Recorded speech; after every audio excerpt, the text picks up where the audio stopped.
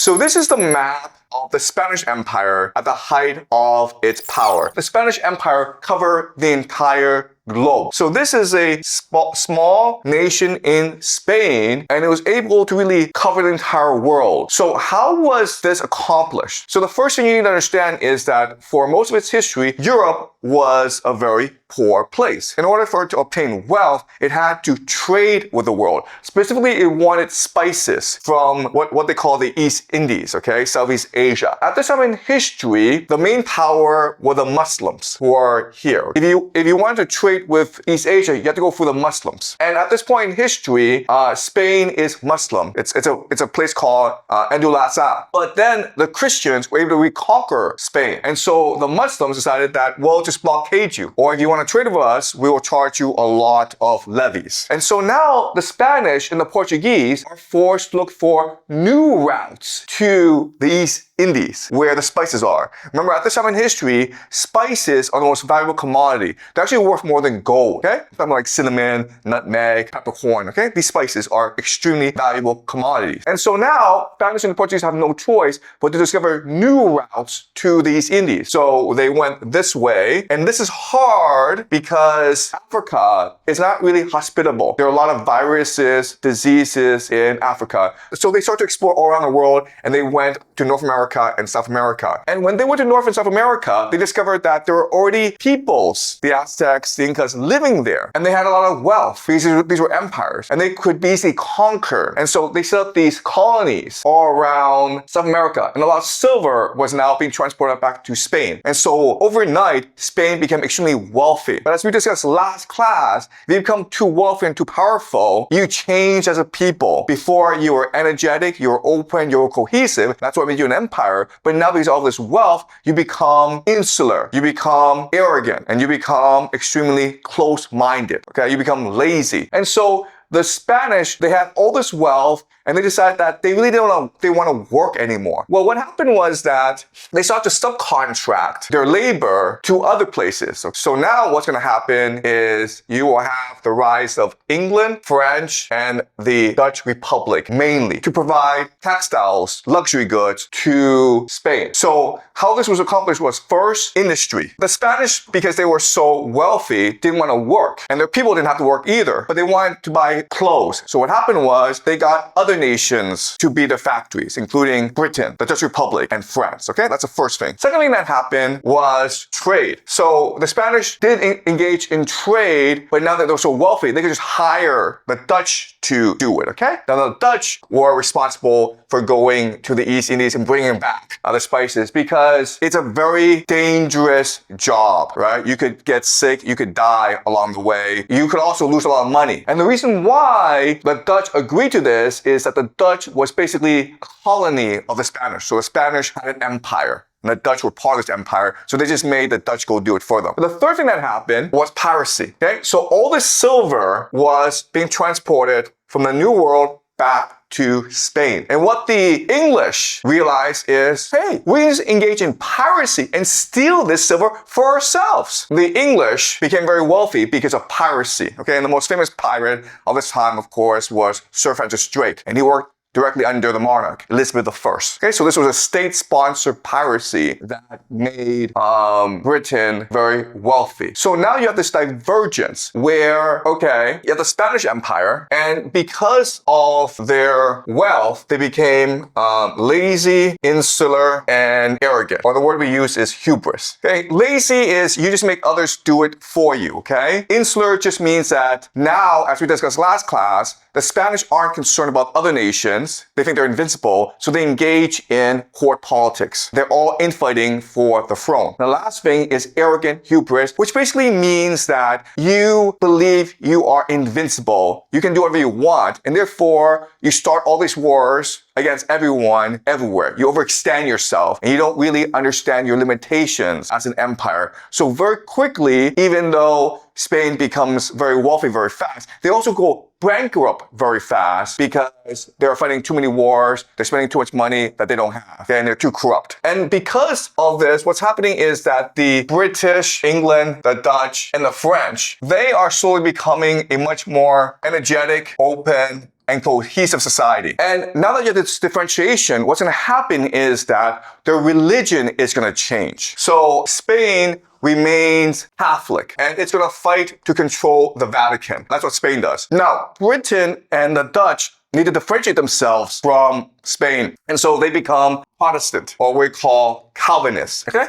So Catholic is really about obeying authority, but the Protestant, the Calvinist religion insists on hard work, on energy, on obtaining wealth. The problem, though, is that the Spanish are too powerful, and the French, some of them are Calvinist, but most are Catholic. The English and the Dutch are going to decide to join forces. So I want to very quickly show you the difference between the Catholic religion and the Protestant religion. So these are the Spanish. And as you can see, there's a lot of trade going between the New World and Spain. Why is this the case? Because Spain is extracting resources from the New World, primarily silver. The French are also engaged in trade as well. So what they really want is fur from North America. So fur is considered a luxury at that time. But as you can see from this map, the people that are really engaged in trade, engaged in piracy, in trade, in shipping, are the British and the Dutch. And the reason why is that they're poor. And so through this hard work, they become very wealthy very quickly. In fact,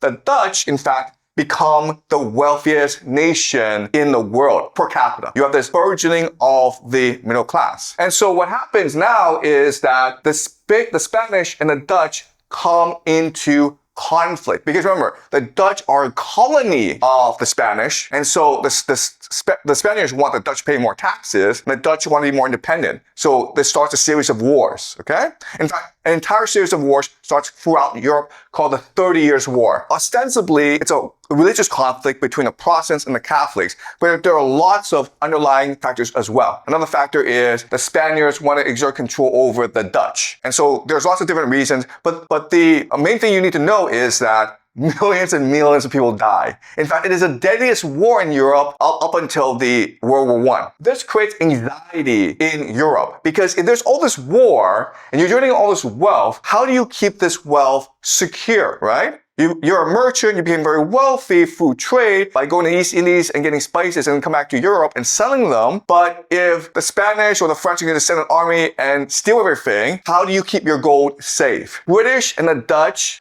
are going to decide to get married. This is what we call the Glorious Revolution. In the Glorious Revolution, what happens is that the British nobility invite William of Orange, who is a leader of the Dutch Republic, to come and become the monarch of Britain. And so you're like, okay, why would they do that? Why would they betray their own king, James II, and install a foreign monarch, William of Orange? Throughout British history, what makes Britain unique is that the monarch has always been in conflict with the nobility. The king has always been in conflict with the oligarchs. This is a continuous pattern. Ostensibly, the reason is religious because James II was Catholic, Britain is a Protestant country. But the real reason is the nobility want to exert authority over the country, okay? In this agreement, what would happen is that Parliament becomes the sovereign state, okay? It becomes the de facto power in England. And the king, when Orange, agrees to be the puppet or the figurehead. The real power is in Parliament. And so this creates the idea of national sovereignty. What people don't appreciate is that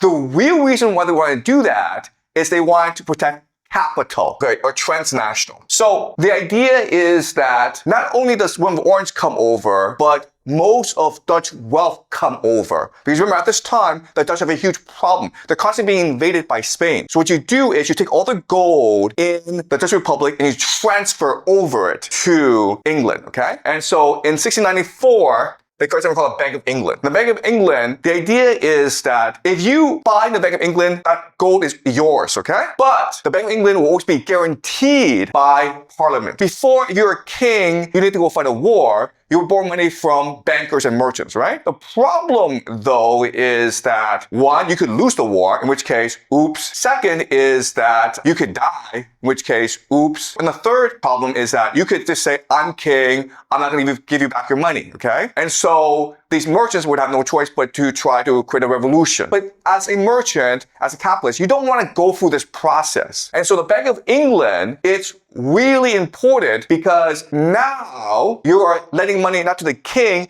but to the nation. What this means is that the nation has to pay you back. So even though the king dies, the people are liable for the debt. Okay, does that make sense? So now, if you're a merchant, you feel safe. I can now put my money in the Bank of England. It's my money. If I lend it to the nation, I'm always guaranteed that they'll pay me back. And England is safe because unlike the Dutch Republic, England is an island and therefore it's protected by the Royal Navy. It's impossible for the French, Habsburg Empire, or the Spanish to invade England. They've never been able to conquer England, and so it makes England safe. Now the question is, why would they put their money in England? Because remember, at this time, they can screw you over. So the way around this is, you have some old techniques, you have intermarriage, right? And then you have religion, or what we call secret societies. Because remember, both the Dutch Republic and England are Calvinists, okay? And the major secret society that facilitated trade, of course, were the Freemasons. But during this time, these two were really between aristocrats. And the Bank of England was trying to get as much money as possible, right? So what they started to develop was a new concept. It's not a new concept, but they really systemized it. It's called contract law. There's a famous British philosopher named John Locke. And he said that what is government for? Government provides the inalienable right to life, liberty, and the pursuit of property. What that means is a government ensures you three rights. We will protect your safety. We'll make sure you won't die. We will make sure you have the right to do whatever you want, liberty, and also we will protect your private property. The entire purpose of Parliament and the courts, okay, the judicial system, is to ensure that your private property is protected no matter where your private property came from. Doesn't matter, they don't care what the origin of private property is, okay? So like if you're French and you killed 1 million people to steal 1 million gold, they don't care. It's yours, it's private. And they believe that this private property comes from God. This is yours because God willed it to be yours, and we, England, must protect it. And they will do so through Parliament and through the court system. So now, if you're wealthy in Europe, you're now encouraged to go invest in England. And this creates a concept that today we call offshore financial center, or OFC. Okay, so think of like Dubai or Hong Kong, where they don't care where the money comes from. Their legal system, the financial system will help protect this money. Also Switzerland. Okay, so Switzerland is a classic example. But England create this, and they base their entire nation around this idea. The first major test to the system was Napoleon, because Napoleon was about to conquer Europe, and England couldn't have that, because if Napoleon conquers Europe, then Napoleon could control all the wealth of Europe. He could make sure that no wealth is transferred over to England. He could basically blockade England. So what Britain did was they financed 7 wars against Napoleon, and they lost 6 of these wars, and they won the last war, which created the British Empire. So now Britain is a global financial empire. Okay, so this is the East India Company. The East Indian Company, it's based in Britain, and like the Bank of England, it is private. And what it does is it primarily engages in trade with India as well as the East Indies. England will do is they will colonize India and steal all the wealth of India, primarily by deindustrializing India. So India had textile factories, but England, through a lot of policies, just bankrupted the India textile industry and transferred it over to England, okay? So now what's gonna happen is this. What's gonna happen is that resources from India, agricultural products, resources are gonna transfer over to England. England is gonna, with its factories, make goods for India. So basically, the entire deal is, we Britain give you India $10, and India you give $1,000, okay? So basically, we give you $1 for the goods you give us, and then you pay us $1,000 for the goods we give you. But not only that, but you also had China as well. And the same idea was the opium went into China, and then silver and money went back to England. And then this money was allowed to go over to the United States. The United States industrialized very quickly because of this policy. Now, the question is, how was England able to do this? How was England able to create a system in which India and China basically voluntarily gave up its wealth? And the answer is, England set up a game that incentivized the local elites to cooperate with England. So this is a map of the British Empire. Let's look at India and China. The local elites had to help the British do this, okay? The local elites had to help the British steal. The question then is, why would the local elites do that? And the reason why is local elites are in conflict with each other anyway. What they're looking for is more power. And so what England said to local elites is, if you help us, we will help you steal the gold from this country. Before, if you were an elite and you lost a war, or the people didn't like you, they could kill you. But now, if you help the British, you can transfer your wealth and your children abroad. The elite are going to be able to send their children and their wealth to the British Empire. And there are certain mechanisms that allow them to accomplish this. The first mechanism is, of course, finance. So not only are you allowed to transfer your capital to the United Kingdom and its colonies, but they will disguise it for you. This is what we call money laundering, okay? So when you steal from your people, not only will Britain allow you to do this, but they will disguise it for you through their offshore financial centers, including Hong Kong, Singapore. Their lawyers will pretend that this money came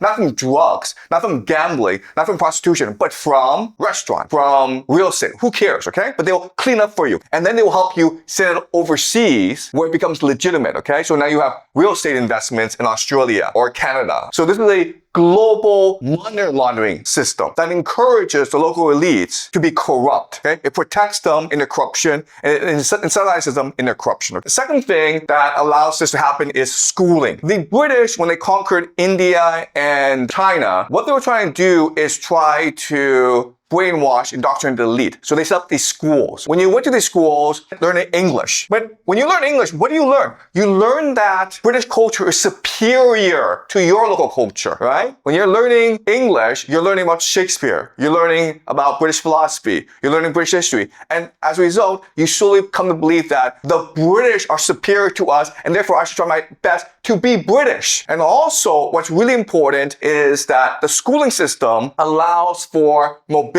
If you are a really smart person in China, well, there's really little mobility for you in China. But if you go for the British system, you might win a scholarship to go study at Oxford or Cambridge, okay? You even might become a Rhodes Scholar. So a Rhodes Scholar, it's basically a secret society, okay, guys? But the idea is that all over the British Empire, the very best students will be selected to go to Oxford, where they become best friends. And their mission will be to spread the power of the British Empire all around the world. And it works really well. This is an indoctrination system for local elites. It works really well because remember, if you're a really smart person, the British offer you more opportunities for mobility than your own country. Because in your own country, the system is very hierarchical. It's static. There's really no mobility, right? But if you're really smart and you obey the British and you believe that the British culture is the very best in the world, you might become a Rhodes Scholar. And then you become part of the British Empire. And the third thing, of course, is the Navy. Basically, the Navy ensured that Britain was the greatest military power in the world. If they didn't like you, they would come and destroy you, okay? That's what happened to China during the Opium Wars. There was nothing that could destroy the Navy. And so these three things, finance, the Bank of England basically, schooling,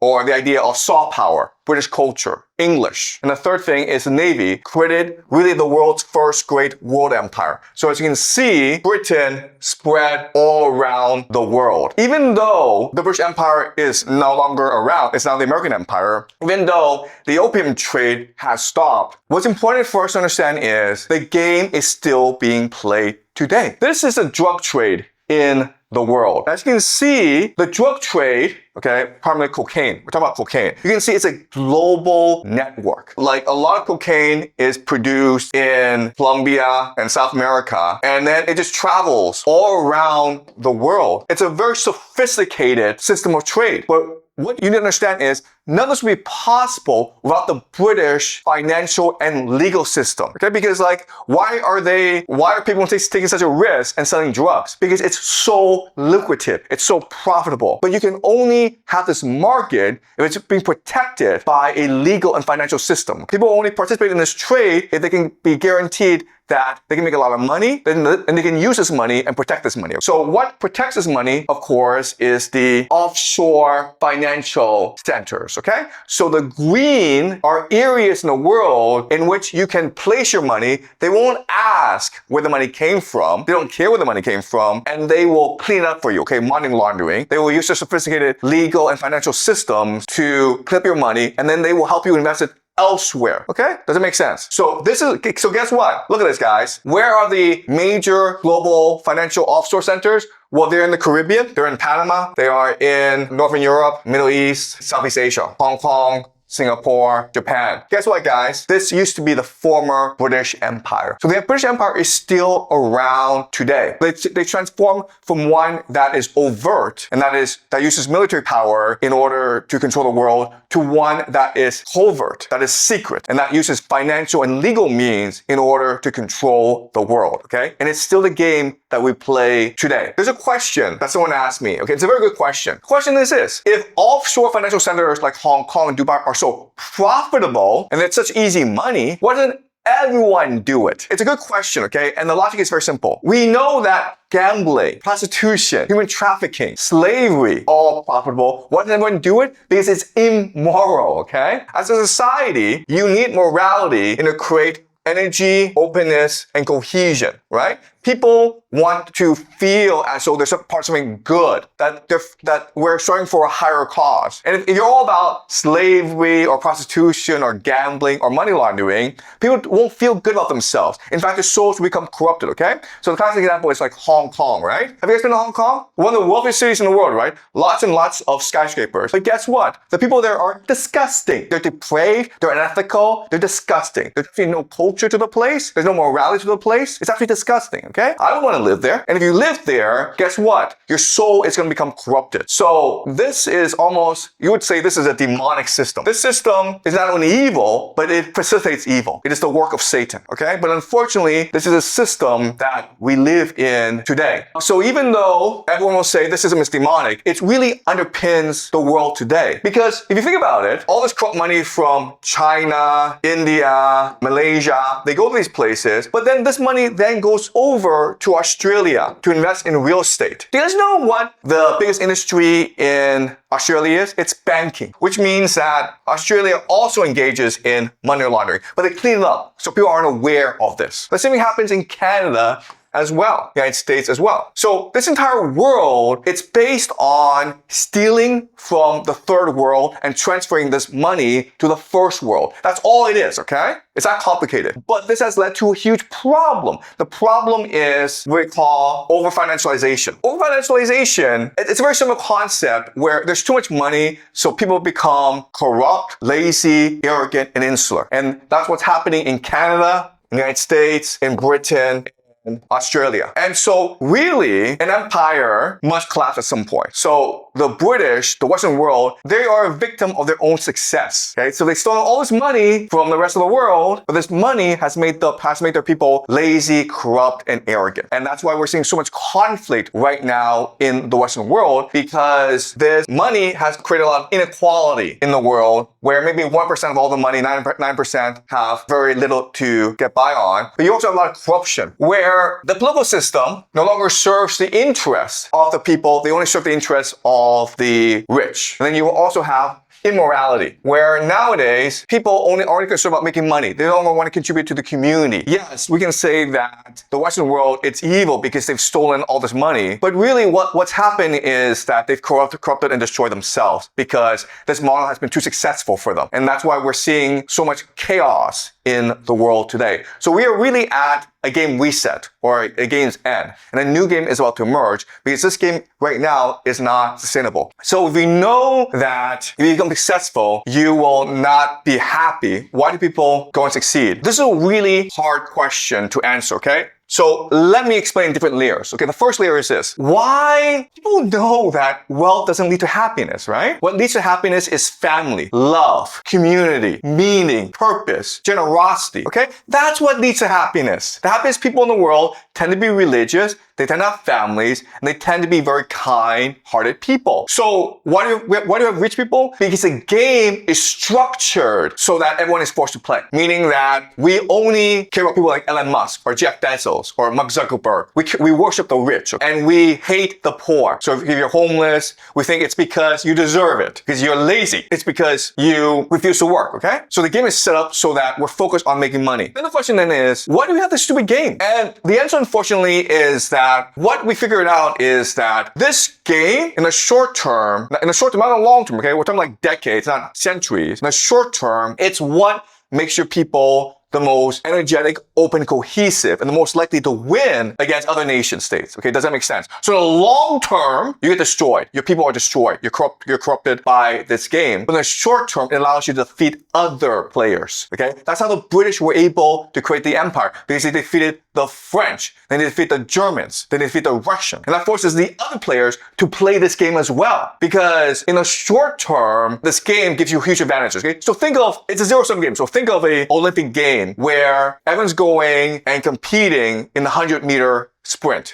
And we know you shouldn't do drugs because drugs will destroy your body, right? And you could have a heart attack when you're 40. But they're like, no, I really want to win this game. So one guy uses a drug and he wins. And the other players know about this, and now they're forced to also use the same tactic. Okay? Do you understand? So it's a really unfortunate system in that this system can only lead to the unhappiness, corruption, and immorality of people. But people are too concerned about short-term rewards, okay? If you don't play this game, then you get eliminated, okay? The reality is that if you cheat, if you do bad things, in the short term, you will win out. Even though in the long term, it will lead to severe consequences for you and your people. Okay? I mean, and it's also the same thing as like, rich people, right? Rich people, to get rich, they will sacrifice their children's happiness. They will sacrifice their own happiness. But they think that this will lead to happiness in the future. It won't, but they believe it. That's the great tragedy of this game. Does that make sense?